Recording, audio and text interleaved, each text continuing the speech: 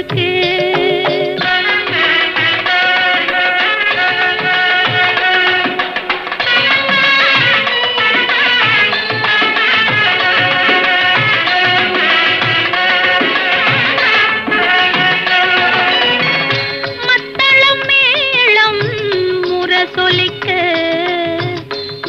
சங்கம் நின்றாங்கே ஒலி இசைக்க